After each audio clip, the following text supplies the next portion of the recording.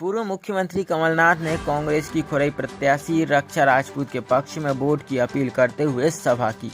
उन्होंने कहा कि खुरई की जिम्मेदारी रक्षा राजपूत की नहीं, अब उनकी है। इस अवसर पर वे भाजपा की 20 साल पुरानी सरकार पर जमकर बरसे। उन्होंने कांग्रेस के समय के बुंदेलखंड पैकेज में बड़े भ्रष्टाचार का आरोप लगाते हुए कहा कि घोटाला नहीं होता तो यहाँ के लोगों को पैकेज का लाभ मिलता।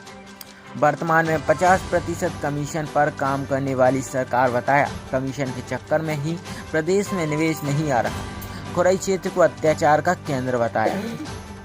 अधिकारियों व पुलिस को चेताया कि कल के बाद परसों भी आता है। पुलिस द्वारा फर्जी केस, मकान गिरवाने और परेशान करने जैसे मामले गिनाए। कहा ये चुनाव आपके भविष्य का है। बताया कि भाजपा ने पिछले 20 सालों में प्रदेश को चौपट कर दिया। शिक्षा व्यवस्था, अर्थव्यवस्था, स्वास्थ्य व्यवस्था व रोजगार व्यवस्था चौपट है। आज के नौजवानों को हाथों के लिए काम चाहिए, रोजगार चाहिए। उन्होंने कहा कि आज के समय में 1 करोड़ नौजवान प्रदेश की सबसे बड़ी चुनौती है। कमलनाथ ने कहा कि शिवराज सिंह उनके 15 महीने की सरकार का हिसाब मांगते हैं। मैं उनसे कहता हूं कि पहले अपने 20 सालों का हिसाब दें।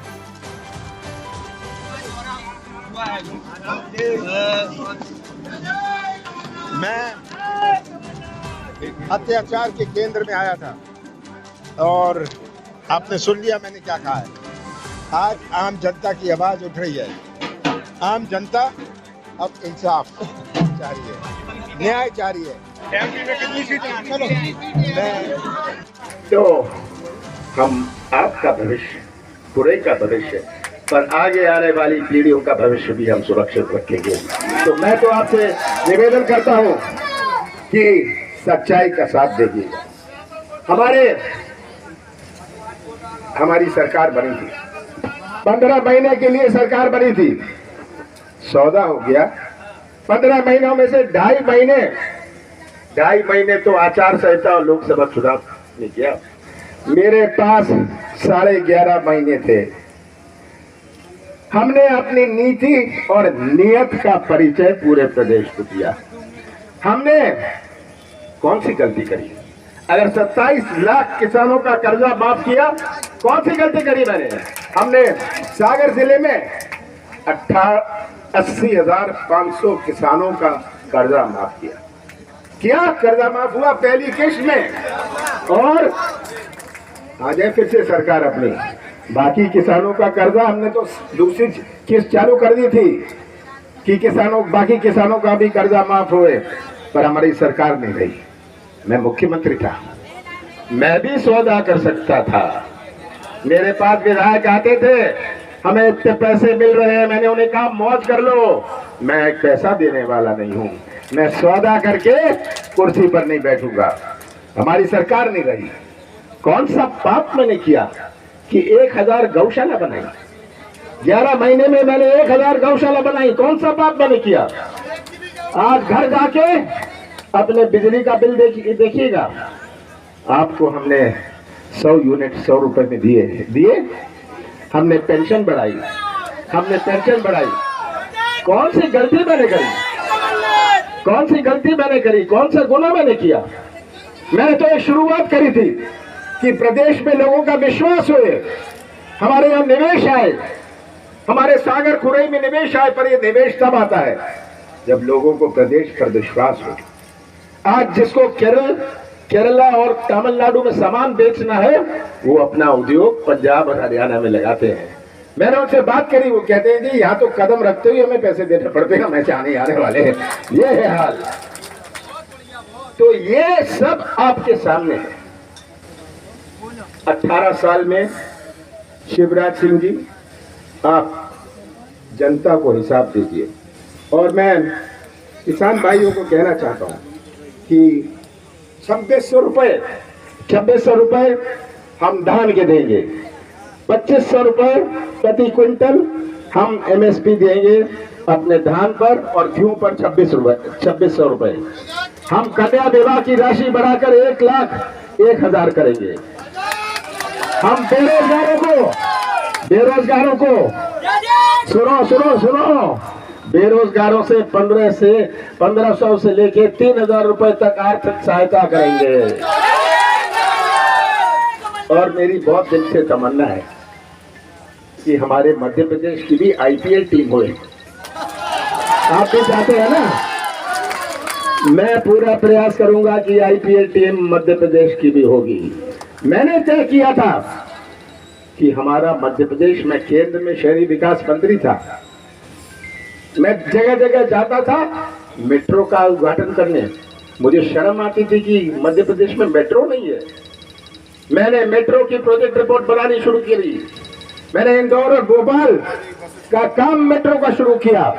आज शिवराज सिंह जी जाते हैं और कहते हैं ये मेट्रो में बैठ जाते हैं। बच्चा किसी के यहाँ होता है, मिठाई ये बांटते हैं। ये आज तस्वीर आप सबके सामने है। ये अत्याचार करने वाले सुन ले कान खोल के, शासकीय अधिकारी कल के बाद परसों भी आता है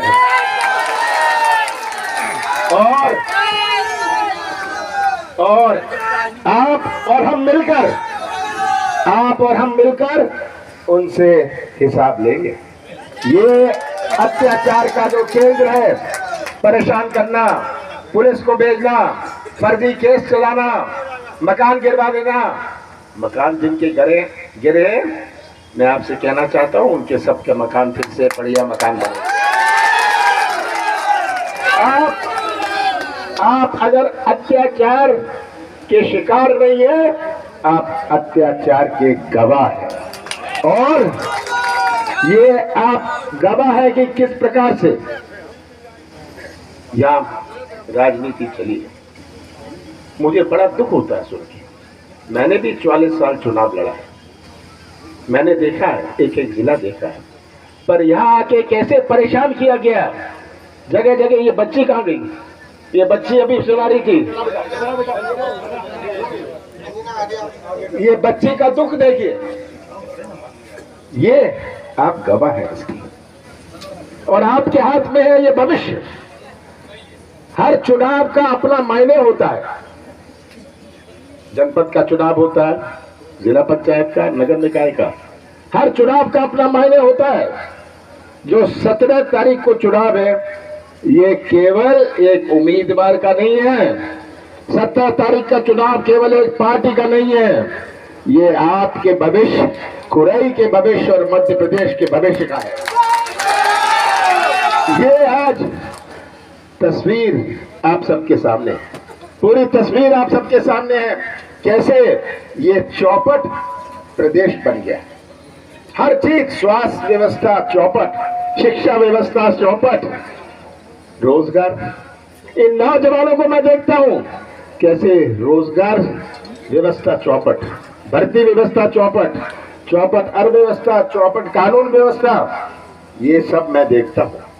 सबसे बड़ी चुनौती, अभी आप कह रहे थे, अनु भैया कहाँ गए, ये कह रहे थे नौजवानों की बात, पलायन की बात कर रहे थे।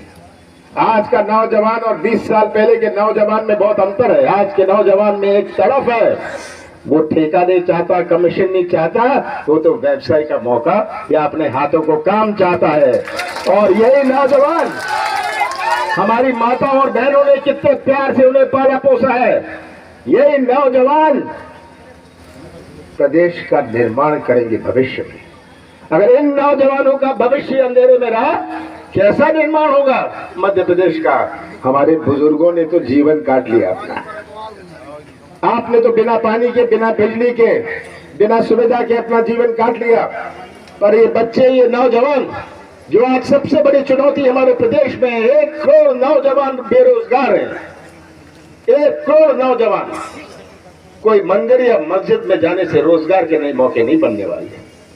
ये तो तब बनते हैं कि एक माहौल बने, योजनाएं आए और योजनाओं में आपको काम मिले, कोई गाड़ी चला ले, कोई ढाबा खोल ले, पर अगर 50% कमीशन देनी पड़ती है तो वो किसका भला कर सकते हैं?